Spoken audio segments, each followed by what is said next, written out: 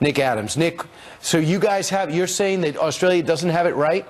Look, Brian, back in 1996, Australia introduced some of the strictest, most cumbersome gun laws imaginable, and they were largely born out of emotion, not evidence-based, rational policy making. Those laws have been largely ineffective. If you have a look at the articles over the last few years, I've just printed out a few here from major newspapers. Aussies own as many guns as before 1996 Port Arthur massacre. Fists give way to firearms. Sydney is a city under fire.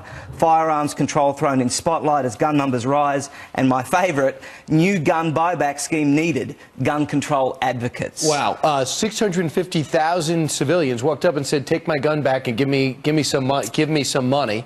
And you're saying that they went out and just bought other guns. Well, look, over the years, lots of different things have happened, Brian. You're right, there are actually more guns on the street today than there were in 1996 before these gun laws were implemented. I can tell you what has happened in Australia is that all the good people don't have a gun and all the bad people do have a gun. There's also a ban on semi-automatic firearms. Some say those are assault weapons. They're mislabeled here. Yeah, look, there was a suite of measures that was introduced, Brian, reducing gun ownership, banning firearms, onerous regulations, but none of it has really made Australia a safer society.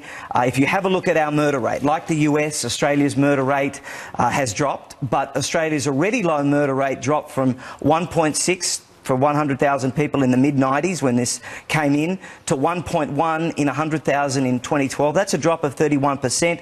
In context, that's a drop from just over 300 murders a year to around 235.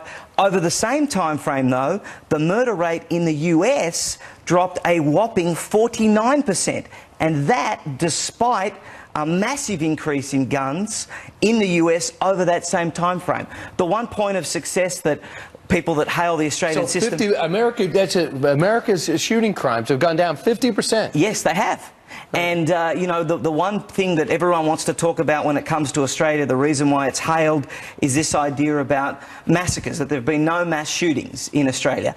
Well, that is a lie. The reality is that there have been 13 massacres, both with guns and other methods, over the last 22 years that this, or 21 years that this has been in place. And then, meanwhile, you also have a national firearm registry. America never, gun advocates especially, never want that. It's never going to happen, Brian. Look, but you guys have it. Yeah, that's right. People in Australia willingly went into their local police station and handed in their firearms.